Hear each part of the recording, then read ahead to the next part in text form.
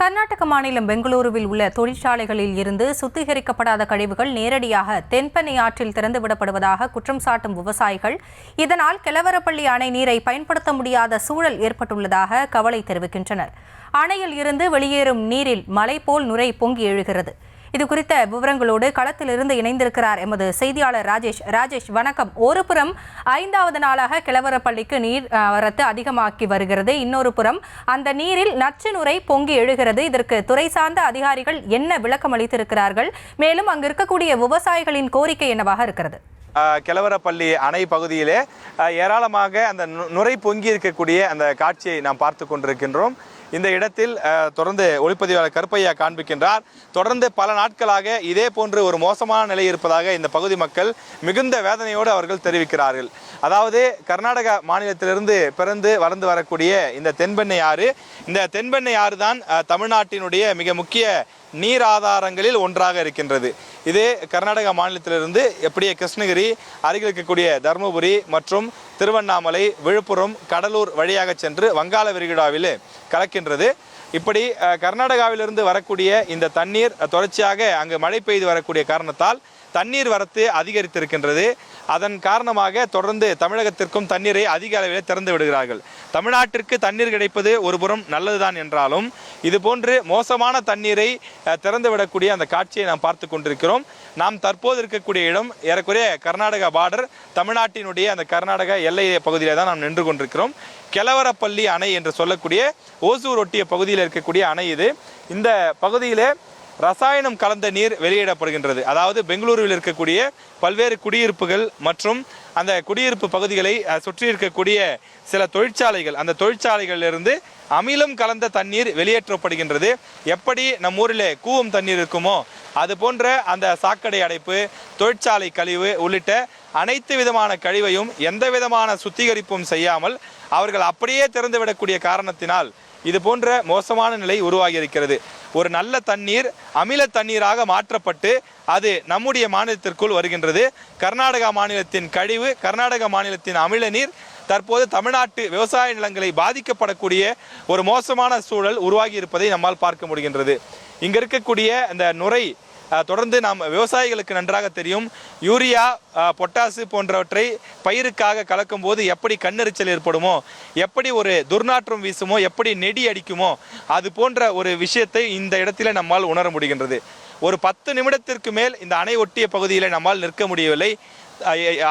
தானாகவே கண்ணெரிச்சல் ஏற்படுகின்றது, நெஞ்செரிச்சல் ஏற்படுகின்றது, சுவாச கோளாறு ஏற்படுவது போல சுவாசிப்பதற்கு மூச்சு திணறக்கூடிய நிலை ஏற்படுகின்றது. நாம் மாஸ்க் போட்டுக்கொண்டுதான் அதிக நேரம் இங்கே நிற்கக்கூடிய ஒரு நிலை இங்கே உருவாகி இருக்கின்றது.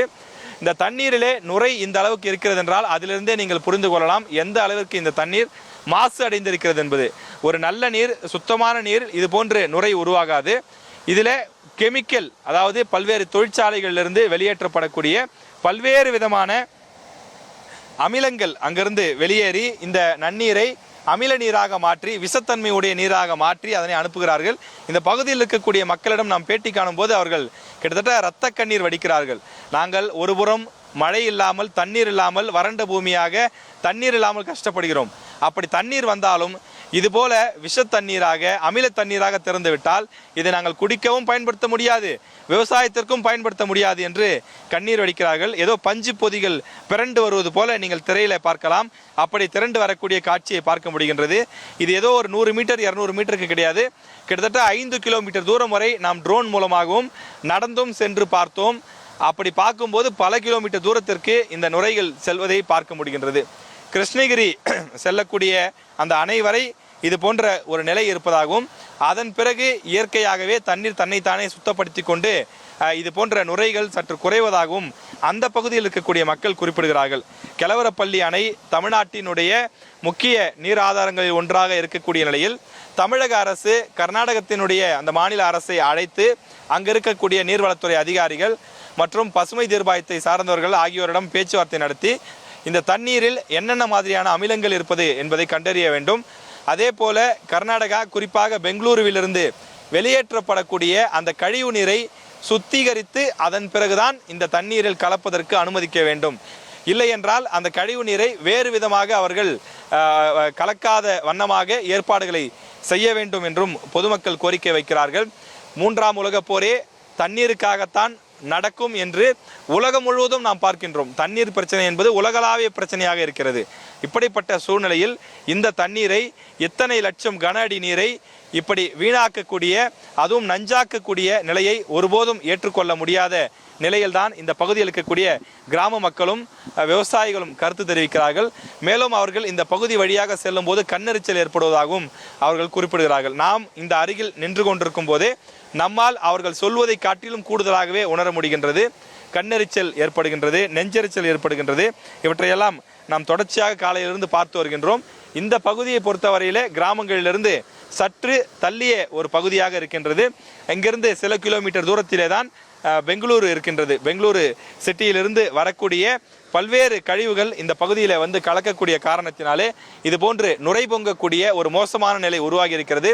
தமிழக நீர்வளத்துறை அதிகாரிகள் மற்றும் பொதுப்பணித்துறை அதிகாரிகள் உள்ளிட்டோரெல்லாம் இணைந்து, முக்கியமாக மாசு கட்டுப்பாட்டுத்துறை அதிகாரிகள் இணைந்து இந்த பணியை உடனடியாக மேற்கொள்ள வேண்டும் என்பதுதான் இந்த பகுதி மக்களுடைய முக்கியமான வேண்டுகோளாக இருக்கிறது. இது ஏதோ இந்த பகுதி கிராம பகுதி மக்களுடைய வேண்டுகோள் மட்டுமில்லாமல் கிட்டத்தட்ட 5 மாவட்ட மக்கள் மற்றும் விவசாயிகளுடைய முக்கிய வாழ்வாதார பிரச்சனையாக இருக்கின்றது. நாம் சொன்னது போல திருவண்ணாமலை, விழுப்புரம், கடலூர் உள்ளிட்ட விவசாயிகள் எல்லாம் கூட இந்த தென்பெண்ணை ஆற்றை நம்பிதான் இருக்கிறார்கள். மிக முக்கியமான ஆறு. எனவே கர்நாடக மாநிலத்து மக்கள், கர்நாடக மாநிலத்து அரசாங்கம் ஒரு நீரை அனுப்புகிறது. அது மக்களும் விவசாயிகளும் சந்தோஷப்படக்கூடிய ஒரு மகிழ்ச்சியான நீராக இருக்க வேண்டுமே தவிர இப்படி மாசடைந்த விஷத்தன்மை கொண்ட ஒரு நீரை அனுப்பி வைக்கக்கூடாது என்பதுதான் தமிழ் மக்களுடைய கோரிக்கையாகவும் இருக்கிறது. விவரங்களை அவ்வப்பொழுது களத்திலிருந்து வழங்கிக் கொண்டிருப்பதற்கு நன்றி ராஜேஷ். தொடர்ந்து அந்த பகுதி மக்கள் அளித்த பேட்டியை பார்க்கலாம். நிறைய நுரை வருது, தண்ணி நல்லா வரல. அது ஏதோ நீ ஆக்சிஜன் எடுத்து நல்லா பாருங்க. ஒரு விவசாயம் பண்ண முடியல, குளிக்கிறதுக்கு தண்ணி இல்லை, துணி தைக்கிறதுக்கு தண்ணி இல்லை, புல்லு நுரை தான் வருது சார். பாதி 50 அடி மேலே போகுது அந்த நுரை. ஆமாம், அது நீ ஏதோ ஆக்சிஜன் எடுத்து அந்த இது ஸ்டாப் பண்ணுங்க. நாங்கள் வந்து கெலவரப்பள்ளி அணை பக்கத்தில் இருந்து கெலவரப்பள்ளியில் பேசுகிறோம். இங்கே கெலவரப்பள்ளி அணையில் வந்து கழிவு நீரால் வந்து விவசாயங்கள் ரொம்ப பாதிக்கப்படுறாங்க. அந்த கழிவு நீர் கர்நாடகா மாநிலத்திலேருந்து வரனால இங்கே விவசாயங்களில் ரொம்ப பாதிக்கப்படுறாங்க. நுரையெல்லாம் அதிகமாக வந்துட்டு இருக்குங்க. இதை வந்து ஆக்ஷன் எடுக்கிற மாதிரி எல்லாமே கோரிக்கையாக இருக்குது விவசாயிங்க. கெலவரப்பள்ளி டேம் அந்த தண்ணி நம்மளுக்கு செட் ஆகல. வெள்ளாமல் கூட்டா எல்லாம் வேஸ்ட் ஆகுது, எல்லாம் செத்து போச்சு. அந்த தண்ணி நம்மளுக்கு ஜாஸ்தி வேணாம். நம்மளுக்கு நுரை வருதுன்னா இது அந்த ஆச்சட்டி தண்ணி வருது, அந்த இது வேஸ்ட். இந்த தண்ணி வர பெங்களூர் தண்ணி அது நம்மளுக்கு வேண்டாம். வேறு உந்தா அது ஏரில் போய் அது எல்லாம் செத்து போகுது. அது நம்மளுக்கு எல்லாமே இப்போ இதாகிறதில்ல, எல்லாம் வேஸ்ட் ஆயிடுச்சு. தண்ணி நல்ல தண்ணி க்ளீன் பண்ணி தண்ணி விட்டா விடுங்க, இல்லைன்னா வேணாம்.